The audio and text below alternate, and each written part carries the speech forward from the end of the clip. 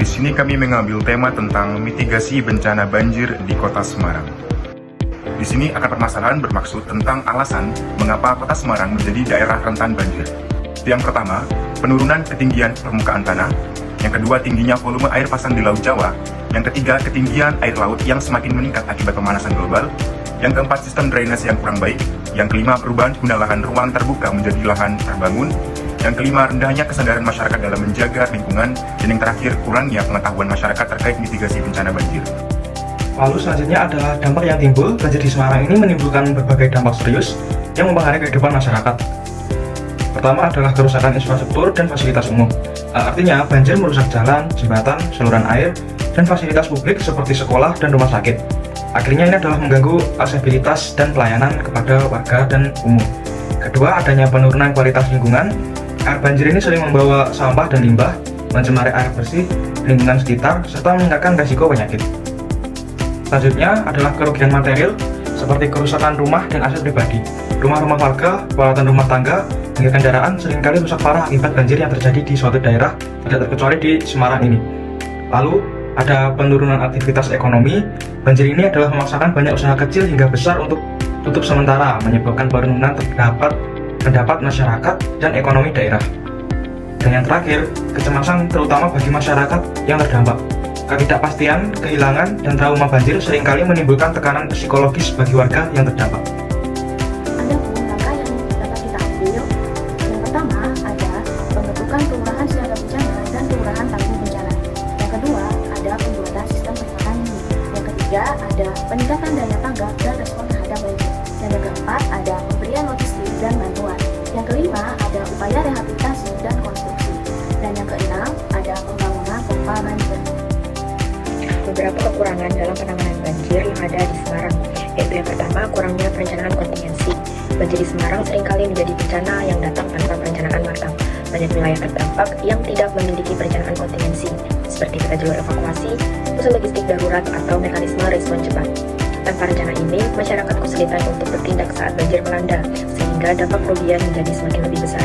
Yang kedua, ada keterbatasan logistik dan personil. Saat banjir melanda, masalah lain yang muncul adalah keterbatasan logistik dan personil. Penyaluran bantuan sering terhambat karena kurangnya kendaraan, perlengkapan darurat, atau tenaga kerja yang terlatih. Dalam situasi seperti ini, banyak korban banjir yang terpaksa menunggu bantuan lebih lama, bahkan ketika kondisi semakin mendesak. Yang ketiga, ada minimnya standar operasional prosedur atau SOP. Koordinasi antar instansi terkait juga menjadi tantangan besar karena kurangnya SOP yang jelas. Tanpa SOP yang terintegrasi, berbagai pihak yang seharusnya bekerja sama menjadi tidak sinkron, mengakibatkan penanganan banjir yang lambat dan tidak efisien. Yang terakhir, penggunaan teknologi tradisional. Di era modern ini, penggunaan teknologi tradisional dalam mitigasi bencana banjir masih menjadi hambatan. Misalnya, pemantauan kondisi air masih dilakukan secara manual tanpa alat otomatisasi yang memadai. Padahal, dengan teknologi seperti pemetaan digital, pemerintah dapat memperkirakan banjir lebih dini dan meminimalkan dampaknya. Selanjutnya yaitu faktor resiko yang turut menjadi penguat penyebab bencana banjir di Kota Semarang.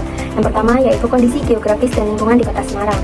Berdasarkan letak geografisnya, wilayah di Kota Semarang terbagi menjadi dua daerah, yaitu daerah dataran rendah atau Semarang Bawah dan daerah dataran tinggi atau Semarang Atas. Di mana pada daerah dataran Semarang Bawah terdapat beberapa wilayah yang letaknya dekat dengan pesisir pantai utara, sehingga hal ini menyebabkan daerah Semarang Bawah rentan terhadap ancaman bencana banjir, terutama banjir rob. Kondisi ini juga disebabkan karena adanya penurunan muka tanah sehingga menyebabkan wilayah dengan permukaan tanah yang lebih rendah cenderung berpotensi terkena dampak bencana banjir. Melalui perbedaan tinggi wilayah antara Semarang Atas dan Semarang Bawah ini menyebabkan adanya kiriman kenaikan air dari wilayah Semarang Atas sehingga potensi banjir menjadi besar. Yang kedua yaitu kepadatan penduduk dan kerentanan sosial. Adanya kepadatan penduduk menyebabkan banyak penduduk yang memilih membangun tempat tinggal di daerah rawan bencana banjir turut meningkatkan ancaman bencana banjir. Banyaknya lahan bangunan baru yang dibuka turut mempengaruhi perubahan guna lahan di Kota Semarang dari ruang terbuka menjadi ruang terbangun yang mengokupansi lahan hijau dan dapat mengurangi area vegetasi hijau sebagai daerah resapan air. Yang ketiga yaitu lemahnya tata kelola dan keterbatasan sumber daya. Belum adanya standar operasional dalam melakukan manajemen bencana oleh Badan Penanggulangan Bencana Daerah atau BPBD, serta pola pikir masyarakat dan pemangku kepentingan yang belum selaras dengan BPBD turut menjadi faktor penguat penyebab terjadinya bencana banjir di Kota Semarang. Adanya keterbatasan logistik yang disediakan oleh BPBD menyebabkan proses pemberian bantuan saat keadaan darurat menjadi terhambat. Keterbatasan dana terus menjadi hambatan sehingga penanggulangan bencana banjir di Kota Semarang menjadi kurang maksimal.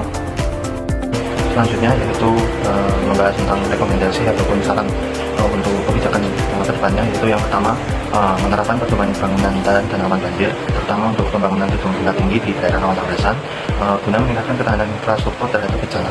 Lalu yang kedua ada menyusun peta wilayah rawan banjir sebagai alat pendukung dan perencanaan tata ruang kota agar pembangunan lebih terarah dan juga berorientasi ke mitigasi resiko.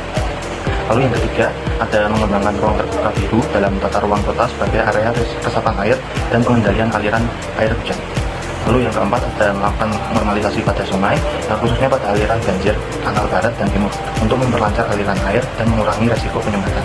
Lalu yang kelima ada mengembangkan tanggul laut terpadu untuk mengantisipasi luapan air laut ke wilayah permukiman.